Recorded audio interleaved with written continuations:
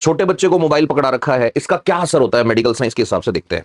तो अब छोटा बच्चा मोबाइल में क्या देख रहा है, इसका सीधा रिलेशन है बच्चे की आगे जाके डेवलपमेंट कैसी होगी। कैसे? तो देखो, हमारी बॉडी में एक एक्सेस होता है जिसको एचपीओ एक्सेस बोलते हैं। एचपीओ एक्सेस में एच का मतलब है हाइपोथैलेमस। हाइपोथैलेमस हमारे ब्रेन का एक पार्ट है। हाइपोथैलेमस ही हमारे इमोशंस को मैनेज करता है। हाइपोथैलेमस के कारण ही आपको कोई अच्छा लगता है, हाइपोथैलेमस में ही गुस्सा होता है, हाइपोथैलेमस ही आपकी पिट्यूटरी यानी कि पीयूष ग्रंथि को कंट्रोल करता है।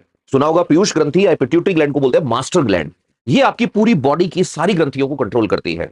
तो अब ध्यान से सुनना, जैसे ही हम कोई भी ऐसा सीन देखते हैं या कोई भी ऐसा गाना सुनते हैं या कुछ भी ऐसा फील करते हैं जो हमारे हाइपोथैलेमस को जाके ट्रिगर करे, उसका असर पिट्यूटरी पर होगा। अब इस एचपीओ एक्सेस में सबसे इंपॉर्टेंट एज जो बच्चे की होती है वो होती है 10 साल से पहले की।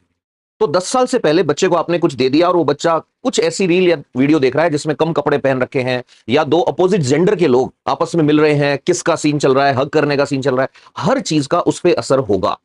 अब असर कैसे होगा? उसके हाइपोथैलेमस से एक किस पेप्टिन नाम का सिक्रीशन आता है। किस पेप्टिन, ये नाम इसलिए रखा है, ये सेक्सुअल डेवलपमेंट से रिलेटेड है।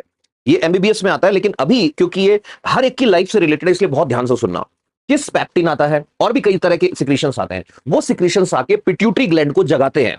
अब ये पिट्यूटरी ग्लैंड यानी पीयूष ग्रंथि को कब जागना था? इसको सेक्सुअल डेवलपमेंट के लिए या रिप्रोडक्शन डेवलपमेंट के लिए जागना था जब बच्चा 8-10 साल की एज में पहुंच जाता। लेकिन आपने उसको जल्दी मोबाइल पकड़ा दिया तो ये जल्दी हो रहा है।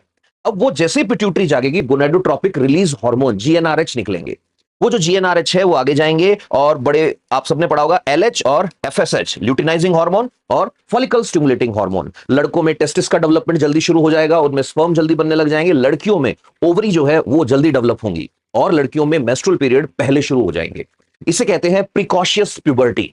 प्रिकॉशियस प्यूबर्टी का मतलब है वो एज जो हम लोगों ने सोच रखी है कि लड़की में 13 साल की एज में पीरियड स्टार्ट होने हैं, लड़के में इस एज में जाके दाढ़ी मूंछ आनी है, वो पहले शुरू हो जाता है। लड़कियों का हाइपोथैलेमस ज्यादा सेंसिटिव होता है, इसलिए ये चीज लड़कियों को ज्यादा अफेक्ट कर रही है। अब इसका असर कहां हो रहा है? सोसाइटी में।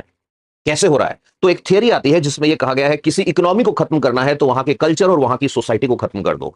तो अब वो बच्चे और बच्चियां फिजिकली मैच्योर हो गए हैं, लेकिन इमोशनली और मेंटली उन्हें नहीं पता है सही क्या है, गलत क्या है।